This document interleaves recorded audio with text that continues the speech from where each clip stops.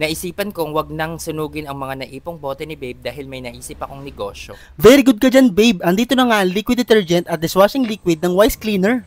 Sa halagang 300 plus, meron ka na pang stock o pang negosyo. May 15 liters ka na natitimplahin mo lang at may kasama na rin siyang libreng bote, may kalahating litro at syempre may 1 litro. Syempre kasama na rin dyan ang libreng sticker. Sa paggawa nito, maglagay ng 12 liters na tubig sa isang timba. Pero bago ibuhos dito ang isang pack, i-shake-shake muna ito ng mabuti. Pagkatapos, isalin ito ng paikot-ikot. Syempre para mag-distribute siya ng mabuti sa tubig at hindi siya magbuo-buo. Simutin lang natin siya ng mabuti. Pagkatapos nga ay haluin lamang to ng 3 minutes. Huwag kakalimutan na dapat haluin to ng mabuti. Pagkatapos ng 3 minutes sa paghahalo, itabi lamang to ng 1 oras. Pagkatapos ng 1 oras sa paghihintay, finally, pwede mo na siyang isalin sa mga bote. Kung makikita ninyo, ganito dapat yung consistency niya. Talaga nga namang napakasimple at napakadali lang niyang gawin. Wala na siyang marami pang proseso. Pwedeng itinda ng mga nanay. Libre na nga ang bote, libre pang sticker. So lemon flavor nga pala yung napili naming dishwashing liquid, guys. Sinabay na nga rin namin sa paggawa ang liquid detergent ay ang kulay blue. Pareho lang naman din kasi sila ng presyo at proseso. Ang bilis lang talaga namin siya natapos. Ang balak nga pala namin dito, guys, ay ibebenta namin siya sa mga gustong bumili at personal use na lang namin yung matitira. Nag-umpisa na nga rin kami mag-display sa labas. Grabe talaga ang Wise Cleaner. Meron nang panghugas ng pinggan, may panglaba pa. Sinubukan na nga namin itong gamitin at grabe, napakabango niya at napakabula niya. The best, nakakalinis talaga at nakakatanggal ng langsa.